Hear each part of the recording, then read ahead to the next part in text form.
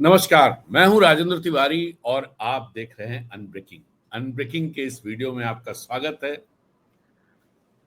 आज बात करेंगे राहुल गांधी की। युवाओं में बढ़ता जा रहा है राहुल का क्रेज। दरअसल राहुल गांधी जो सवाल उठाते हैं, जो बात कर रहे हैं, शुरू में लग रहा था कि ये कहां तक पहुंच रहे होंगे, नहीं पहुंच रहे होंगे। लेकिन आप बिहार में पिछले दिनों जब वो दरभंगा गए और वहां उनको अंबेडकर हॉस्टल में बोलने की अनुमति नहीं दी गई, उसके बाद जिस तरह की स्थितियां बनी और जिस तरह से वो पहुंचे, और उसी तरह से पटना में जब वो फुले फिल्म देखने गए, उससे बिहार में जो बज क्रिएट हुआ, जो टॉकिंग पॉइंट जनरेट हुए, और कांग्रेस जो बिहार में अभी 2-3-4 महीने पहले तक कोई ताकत मानी ही नहीं जाती थी। ये माना जाता था कांग्रेस तो लालू प्रसाद यादव चलाते हैं, जैसे चाहते हैं जिसको चाहते हैं वो अध्यक्ष बनता है, जिसको चाहते हैं उसे टिकट मिलते हैं, जितनी सीटें दे देते हैं उतनी सीटें मिल जाती हैं, जो सीटें तय कर देते हैं उन सीटों पे कांग्रेस लड़ लेती है। कांग्रेस का झंडा डंडा कोई लगाता नहीं है। ये स्थिति कांग्रेस की बिहार में थी। लेकिन आज अभी फिर राहुल गांधी 27 तारीख को जाने वाले हैं, बिहार जाने वाले हैं। और 27 तारीख को या उसके बाद भी फिर जून में भी है, कोई कोई तारीख है तो जाने। और प्रधानमंत्री भी 29 और 30 तारीख को वहां रहने वाले हैं, 2 दिन रहने वाले हैं। और प्रधानमंत्री दरअसल जो सिंदूर सम्मान यात्रा अभी जो माहौल पूरा गुजरात में बना करके चल रहे हैं, उस माहौल को बिहार लेकर के आने वाले हैं वो, क्योंकि बिहार में चुनाव। बट बिहार में क्या राहुल गांधी की उपस्थिति की वजह से, राहुल गांधी के इश्यूज की वजह से, कांग्रेस ने जो नैरेटिव्स खड़े किए हैं उनकी वजह से, जो टॉकिंग पॉइंट जनरेट हो रहे हैं, जो चर्चा खड़ी हो रही है, और जिसके दबाव में भारतीय जनता पार्टी को, प्रधानमंत्री मोदी को जाति जनगणना की घोषणा करनी पड़ी, इन सबका जो मैसेज है जनता के बीच में, खासतौर पे बिहार में बात करें और पूरे देश में बात करें, तो उससे राहुल गांधी की एक्सेप्टेबिलिटी, स्वीकार्यता बढ़ी है, उनका कद और बढ़ा है। हालांकि मैं तो लोकसभा चुनाव से ये मानता हूं कि लोकसभा चुनाव के पहले से इस देश में जो पॉलिटिकल नैरेटिव चल रहा है, चूंकि वो राहुल गांधी का नैरेटिव चल रहा है, चाहे वो संविधान बचाओ हो, चाहे वो जाति गणना हो, आरक्षण हो, और जब ये नैरेटिव चल रहे हैं तो जिसके नैरेटिव चलते हैं वही देश का सबसे बड़ा नेता होता है। तो ये बात तो मैं पहले से कहता रहा हूं। लेकिन अभी जो चीजें बीच में, जैसे हरियाणा का चुनाव हुआ, जम्मू के जो नतीजे आए, महाराष्ट्र का जो चुनाव हुआ, दिल्ली का चुनाव हुआ, इनमें जो नतीजे आए, उनसे ऐसा लगने लगा कि कांग्रेस और इंडिया गठबंधन बहुत कमजोर, जो उसे मोमेंटम 4 जून को मिला था, वो सारा मोमेंटम लूज करते हुए दिखाई दिया। लेकिन उसके बाद जिस तरह से चीजें आगे बढ़ी, जिस तरह से प्रधानमंत्री ने जाति जनगणना की घोषणा की, और फिर ऑपरेशन सिंदूर, इसको लेकर के जो सवाल खड़े हुए, हालांकि कांग्रेस और सारे विपक्षी दल पूरी तरह से केंद्र सरकार के साथ पीछे कतारबद्ध होकर के खड़े दिखाई दिए कि भाई केंद्र सरकार जो फैसला लेगी हम उसमें साथ हैं। तो इस वजह से ये बात तो कोई कह नहीं सकता। अब जैसे 2019 में जो कहा गया था कि ये तो सवाल पूछ रहे थे, हमसे प्रूफ मांग रहे थे कि बालाकोट में क्या हुआ, इस बार ये सब कहने की स्थितियां नहीं बनी। लेकिन जिस तरह से जो 2019 में माहौल था, वैसा माहौल नहीं है। यहां तक कि पुलवामा को लेकर के भी इस बार सवाल खड़े होने लगे। और दूसरी बात ये कि जो जो जो जो पहलगाम में जो लोग, जिन लोगों की जाने गई, उनके जो परिजन हैं, उन परिजनों ने जो बात कही, उनमें से कई लोगों ने ऐसी बातें कही जो भारतीय जनता पार्टी के नैरेटिव को सूट नहीं करती। लिहाजा इस बार ये रहा कि इन लोगों को बहुत ज्यादा प्रोमिनेंस नहीं मिला। इनका पुरसाहाल जानने के लिए कोई, पुरसाहाली के लिए कोई गया ही नहीं सरकार की तरफ से, किसी के घर कोई नहीं गया। कानपुर में जरूर द्विवेदी के यहाँ, द्विवेदी जो परिवार है उनके यहाँ जरूर मुख्यमंत्री गए, लेकिन बाकी कहीं इस तरह से नहीं हुआ कि जिसको नेशनल लेवल पर, जैसे हिमांशी नरवाल तो वहां पर भी गए वहां के मुख्यमंत्री, लेकिन उसको उस तरह से प्रोमिनेंस कहीं नहीं मिला। उसकी वजह यह थी, जैसे हिमांशी नरवाल कश्मीर को लेकर, मुसलमानों को लेकर के एक बात कह रही थी, जैसे गुजरात में जो एक महिला थी, वो गुजरात संजय पाटिल पे ही उन्होंने, संजय पाटिल या जो भी नाम था उनका, संजय पाटिल नहीं कुछ और नाम है, तो उनको जो केंद्र में मंत्री भी हैं, उनको लेकर के ही उन्होंने कह दिया, सवाल खड़े कर दिए। ऐसे ही केरल वाला किस्सा तो शशि थरूर ने खुद ही बताया, अभी अमेरिका में बता रहे थे। बंगाल में क्या हुआ, जो जो भी इस तरह के लोग थे, सब इस वैसा नैरेटिव नहीं बन पाया जैसा नैरेटिव भारतीय जनता पार्टी को सूट करता है। यानी पाकिस्तान की फोर्सेज जो नैरेटिव बनाना चाहती थी, वो नैरेटिव ये बनाना चाहती थी कि उन्होंने, आतंकवादी जो आए थे, उन्होंने लोगों से नाम पूछ करके और कलमा पढ़ने को कह करके इस तरह से लोगों का मर्डर किया। यानी मैसेज बहुत साफ है कि हम हिंदू हो तो मार देंगे और मुसलमान हो तो छोड़ देंगे। यानी पूरे देश में मैसेज जाए कि ये हिंदुओं का कत्लेआम हुआ है और जानबूझ करके हुआ। साथ में ये भी कहा गया अपने मोदी को बता देना जा करके। तो बहुत साफ सा मामला। लेकिन हुआ ये कि जो लोग ये आए, उन्होंने जिस तरह से, जिस सेंसिटिविटी के साथ काम किया, भले हालांकि इतने बड़े दुख में हो, जिसका पति नहीं रहा हो, जिसके पिता नहीं रहे हो, ऐसे बहुत सारे किस्से। बंगाल के दो लोग थे, छत्तीसगढ़, केरल, तो जो भी इस तरह के, ये झारखंड, तो जो भी लोग थे, हुआ ये कि वो उस नैरेटिव को आगे नहीं बढ़ा रहे थे, वो हिंदू मुसलमान वाले नैरेटिव पर बात नहीं कर रहे थे। वो इस वजह से उसको बहुत प्रोमिनेंस नहीं दी गई, ये कहते हुए मुझे कतई वो नहीं है। अदरवाइज आप याद करिए कि पुलवामा में किस तरह से पूरा माहौल बनाया गया था शहीदों के नाम पर। इस बार वो शहीद कहीं नहीं, कहीं किसी ने, और प्रधानमंत्री तो कहीं गए ही नहीं। इवन जहां उनको जाना था, पहले से तय कार्यक्रम था, उस कार्यक्रम को भी उन्होंने रद्द कर दिया। कानपुर जाने वाले थे वो 24 तारीख को, लेकिन वो नहीं गए। मधुबनी वाला कार्यक्रम नहीं रद्द किया, जहां पर उनकी जनसभा थी, जहां से उन्होंने पूरी दुनिया को बताया कि वो एक चैलेंज दिया कि हम आतंकवादियों को ढूंढ करके उनको, अब we will brought them to the justice, we will bring them to the justice. ये जो बात उन्होंने कही, ये अंग्रेजी में कही थी, इसी तरह की बातें और बड़ी उस तरह से कही थी।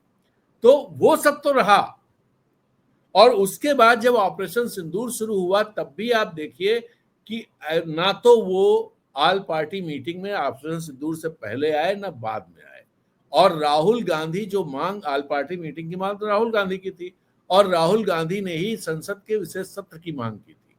राहुल गांधी ने, जयशंकर ने जब ये बयान दिया कि हमने ऑपरेशन सिंदूर के दौरान पाकिस्तान को बता दिया कि हम आतंकवादी अड्डों को नष्ट कर रहे हैं, इसलिए मिलिट्री का कोई वो नहीं है और मिलिट्रीली आपको रिस्पॉन्ड करने की जरूरत नहीं है, लेकिन उन्होंने हमारा सुझाव नहीं माना। इसको लेकर के राहुल गांधी ने कहा कि भाई आप जब बता ही देंगे तो कितने हमारे उससे क्या नुकसान हुआ, ये बताना चाहिए, और ये फैसला किसने लिया, जिसको लेकर के राहुल गांधी को ट्रोल किया गया, रिडिकूल किया गया।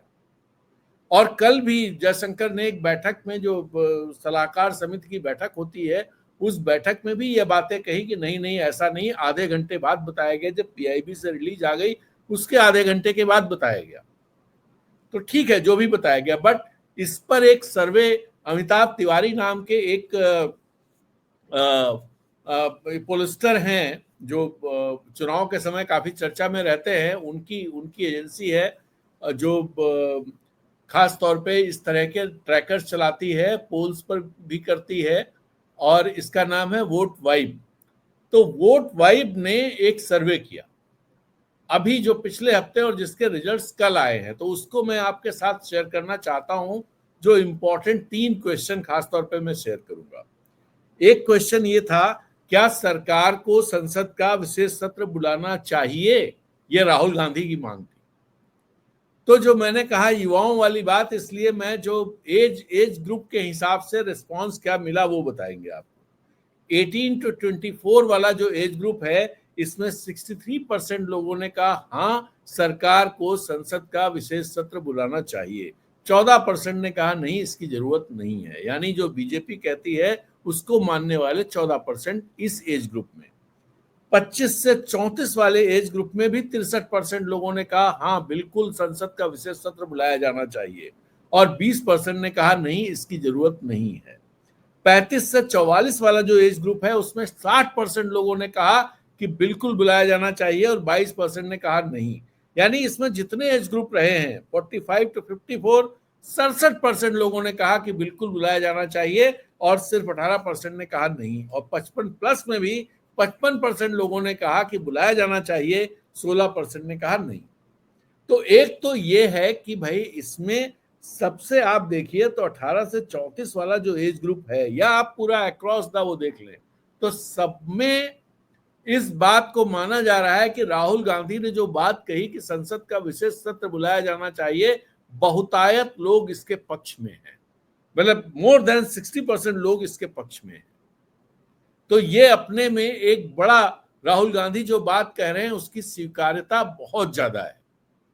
और जो भारतीय जनता पार्टी नहीं बुला रही है, प्रधानमंत्री मोदी नहीं बुला रहे हैं, उनके साथ खड़े होने की संख्या मैक्सिमम जो है वो 35 से 44 वाले एज ग्रुप में है 22%, बाकी कहीं 16%, कहीं 14%, कहीं 20%, कहीं 18%। ये है। एक और सवाल जो राहुल गांधी ने जयशंकर को क्रिटिसाइज किया उनके उस बयान को लेकर के, जिसका अभी मैं जिक्र कर रहा था कि ऑपरेशन सिंदूर के दौरान पाकिस्तानी आर्मी को या पाकिस्तानी एस्टेब्लिशमेंट को जानकारी दे दी गई कि हम 9 ठिकानों पर हमला कर रहे हैं और आतंकवादी अड्डों पर ही हमला कर रहे हैं, इसलिए आप मिलिट्रीली इस पर रिस्पॉन्ड मत करिएगा, क्योंकि ना तो हम किसी मिलिट्री इंस्टॉलेशन को निशाना बना रहे हैं, ना नागरिक जगहों पर हमला कर रहे हैं। तो ये जानकारी, इस पर राहुल गांधी ने कहा कि ये बताइए कि ये फैसला किसने किया था कि उनको जानकारी दी जाए, और दूसरा ये बताइए कि इस जानकारी के दिए जाने की वजह से भारतीय वायुसेना या भारतीय फौज को कितना नुकसान हुआ है। इसको लेकर के उनको ट्रोल किया गया। ये सवाल पूछा गया कि राहुल गांधी का जयशंकर का क्रिटिसिज्म का सही था। तो इसमें 18 से 24 की एज ग्रुप के 47% लोगों ने कहा जी बिल्कुल सही था, राहुल गांधी ने जो सवाल पूछा बिल्कुल सही सवाल था, और 40% ने कहा नहीं। यानी ये मानने वाले कि राहुल गांधी सही थे, इनकी संख्या ज्यादा रही। ऐसे ही 25 से 34 के एज ग्रुप में 44% लोगों ने कहा कि राहुल गांधी ने बिल्कुल सही सवाल पूछा, और 48% ने कहा कि नहीं, ये ठीक नहीं किया, उन्होंने ये सवाल पूछ करके ठीक नहीं किया। ये दोनों एज ग्रुप अगर आप देखें तो इसमें जो है दोनों को मिला लें, 18 से 34 का अगर आप देखें तो 18 से 34 का अगर देखेंगे तो 88 पर मतलब 44% लोगों ने कहा कि नहीं, और दूसरी तरफ 46% लोगों ने कहा कि नहीं, ये बिल्कुल सही सवाल राहुल गांधी का था। तो जो बात मैं कह रहा हूं, एक तो पहले वाला सवाल राहुल गांधी ने कहा विशेष सत्र बुलाया जाना चाहिए, उसको लेकर के। दूसरा जयशंकर क्रिटिसिज्म, तो इसमें खासतौर पे जो 18 से 34 के वर्ग वाले लोग हैं, जो युवा वो है ग्रुप है, यूथ है, जो वो कहीं ना कहीं राहुल गांधी के साथ अपने को आइडेंटिफाई करता है। राहुल गांधी की बातों की स्वीकार्यता उसमें बढ़ती जा रही है। और तीसरा सवाल जो बहुत इंपॉर्टेंट है, जिससे और भी समझने में मिलेगा, वो क्वेश्चन जो था, वो क्वेश्चन ये है कि according to you who is playing politics over operation Sindoor. ये कहा जा रहा है कि जैसे अभी जो कल प्रधानमंत्री मोदी थे तो बहुत सारे जर्नलिस्ट ने ये कहा कि उन्होंने ऑपरेशन वोट शुरू कर दिया है। ऑपरेशन सिंदूर को कई जर्नलिस्ट ने प्रधानमंत्री का ऑपरेशन वोट कहा। तो अब देखते हैं कि क्या ये जो इसमें किस एज ग्रुप के लोग क्या मान रहे हैं। तो अगर 18 से 24 वाले एज ग्रुप को ले और माने कि क्या भारतीय जनता पार्टी और मोदी सरकार पॉलिटिक्स कर रही है या पॉलिटिकल फायदा उठाने की उसमें है, तो ऐसा मानने वाले लोगों की संख्या 18 से 24 वाले एज ग्रुप में 62% है कि बीजेपी और मोदी सरकार इसका फायदा उठाने का काम कर रही है। इसके बाद वाले एज ग्रुप में जब आप आएंगे 25 से 34, तो 27% लोगों का कहना है बीजेपी और मोदी सरकार इसका फायदा उठा रही है, और फिर 29% लोगों का कहना है कि नहीं, इसका फायदा कांग्रेस और विपक्ष उठा रहा है। और ऐसे ही 18 से 24 वाले में 14% लोगों का ऐसा मानना है कि इसका फायदा कांग्रेस और विपक्ष उठा रहा है। तो अगर इन दोनों को भी जोड़ करके देखें, मतलब अगर 18 से 34 के एज ग्रुप को एक साथ रखें, तो 18 से 34 के एज ग्रुप को अगर एक साथ रखेंगे तो करीब 45% लोगों का ये मानना है कि भारतीय जनता पार्टी और मोदी सरकार इसका पॉलिटिकल इस्तेमाल कर रही है। और दूसरी तरफ जो ये कांग्रेस और अपोजिशन इसका पॉलिटिकल इस्तेमाल कर रहे हैं, ऐसा मानने वाले लोगों की संख्या सिर्फ जो है वो 22% है। तो ये अपने में एक बड़ा वो दिखाता है। लेकिन जैसे आप एज ग्रुप में ऊपर जाएंगे, जैसे 35 से 44 में अगर आप जाएं, तो 44% लोगों का मानना है कांग्रेस और अपोजिशन जो है वो इसका पॉलिटिकल फायदा माइलेज लेने की कोशिश कर रही है, और भारतीय जनता पार्टी ऐसा कर रही है, ऐसा मानने वाले लोगों की संख्या 27% है। और जब आप 45 से 54 में जाएंगे तो वहां फिर भारतीय जनता पार्टी और मोदी इसका पॉलिटिकल फायदा लेने की कोशिश में है, ऐसा मानने वालों की संख्या 42% है। और कांग्रेस और अपोजिशन ये कर रहा है, ऐसा मानने वालों की संख्या 39%। लेकिन अगर बुजुर्गों की तरफ जाएंगे, सीनियर सिटीजन्स की तरफ, 55 प्लस एज ग्रुप में जाएंगे, तो मोदी साहब इसका फायदा उठाने की कोशिश कर रहे हैं, ऐसा मानने वाले लोग सिर्फ 17% है। और 37% लोगों का मानना है कांग्रेस और अपोजिशन इसका फायदा उठाने की फिराक में लगे हुए। तो ये जो 3 डेटा पॉइंट हमने आपसे शेयर किए, ये डेटा पॉइंट बहुत इंपॉर्टेंट थे, और ये काफी ये बात कहते हैं कि राहुल गांधी को लेकर के अब जो है कहीं ना कहीं लोगों के दिमाग में चर्निंग शुरू हो चुकी है, वो सोचने पर मजबूर हैं। जैसे अगर पिछले 22 तारीख के बाद की ही घटनाक्रम पूरे देखें, 22 अप्रैल के बाद जो पहलगाम हुआ, प्रधानमंत्री कहां दिखाई दिए और राहुल गांधी कहां दिखाई दिए। जब हिमांशी नरवाल के साथ सरकार को खड़ा होना चाहिए था, तो हिमांशी नरवाल के साथ भारतीय जनता पार्टी और उसका समर्थक वर्ग हिमांशी नरवाल का ट्रोलिंग करता हुआ दिखाई दिया। लेकिन राहुल गांधी उनके घर गए। जब प्रधानमंत्री कानपुर का कार्यक्रम अपना स्थगित कर देते हैं, लेकिन राहुल गांधी द्विवेदी परिवार के घर पर पहुंच करके, और ये जानते हुए कि द्विवेदी परिवार भारतीय जनता पार्टी का समर्थक है, इसके बावजूद वो द्विवेदी परिवार के घर गए, और जहां पर द्विवेदी परिवार, उनके पिताजी ने, मिस्टर द्विवेदी ने, उन्होंने राहुल गांधी को ये याद दिलाया कि आप इसलिए मेरी बात ज्यादा अच्छी तरह समझ सकते हो क्योंकि आपकी दादी और आपके पिता आतंकवाद की भेंट चढ़े हैं, इसलिए आप हमारा दर्द समझ सकते हो। और राहुल गांधी ने मतलब ये कहा भी कि उन्होंने कहा भाई हमारे बच्चे को आप शहीद का दर्जा दिलवा दीजिए। तो राहुल गांधी ने कहा मैं जरूर, मैं तो विपक्ष में हूं, मैं नहीं कर सकता, मैं इतना कर सकता हूं प्रधानमंत्री से बात करके उनको कहूं, उनको चिट्ठी लिखूं, ये जरूर करूंगा मैं। और यही बात उन्होंने हिमांशी नरवाल के समय कही, वहां पर कही।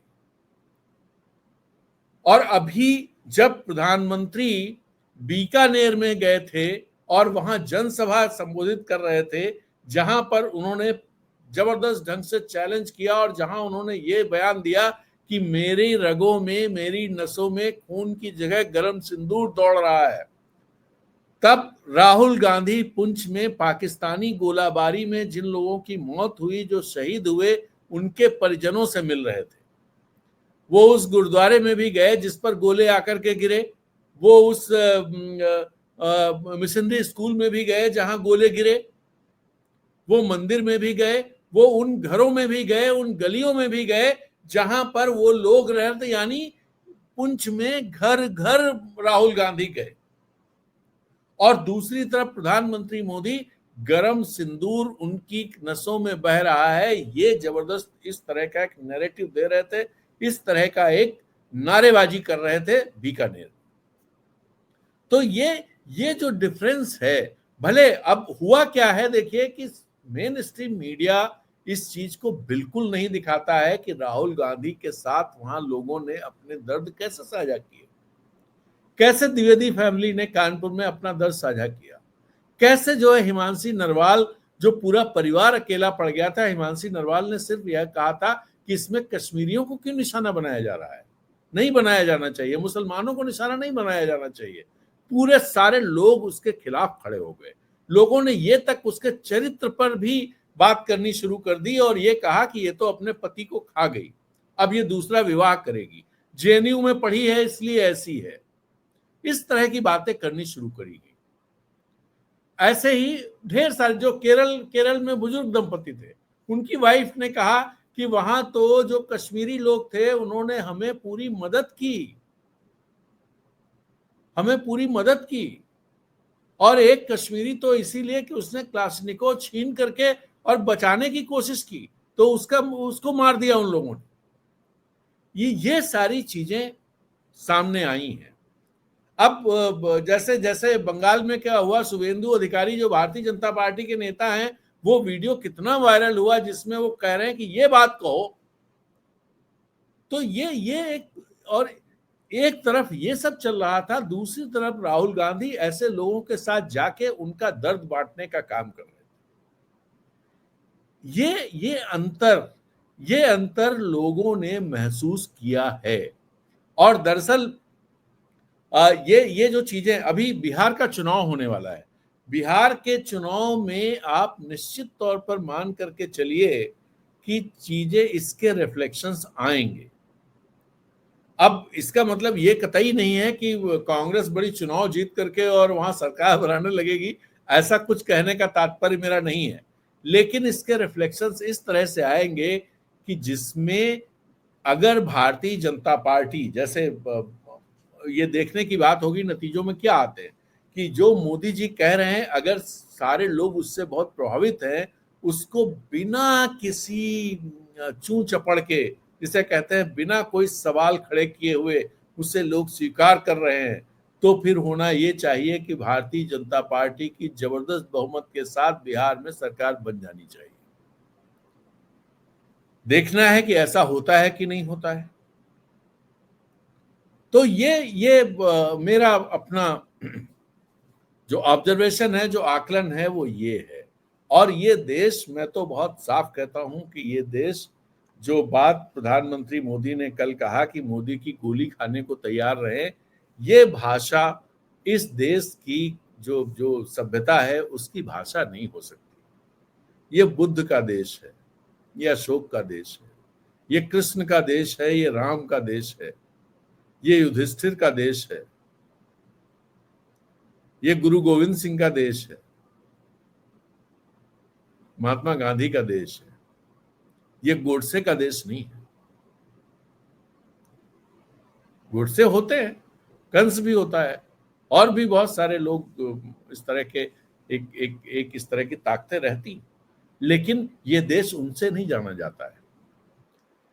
चलिए, तो आज की बात यहीं समाप्त करते हैं। और आप लोगों से अनुरोध, यदि आपको हमारा ये कन्वर्सेशन अच्छा लगा तो कृपया इसे लाइक कीजिए और अपने सोशल मीडिया प्लेटफॉर्म पे शेयर भी कीजिए। हमारे चैनल अनब्रेकिंग को सब्सक्राइब करने के साथ साथ इसकी मेंबरशिप लीजिए, इसे ज्वाइन कीजिए। आप ऐसा करेंगे तो अनब्रेकिंग को ताकत देंगे और हमें अच्छा लगेगा।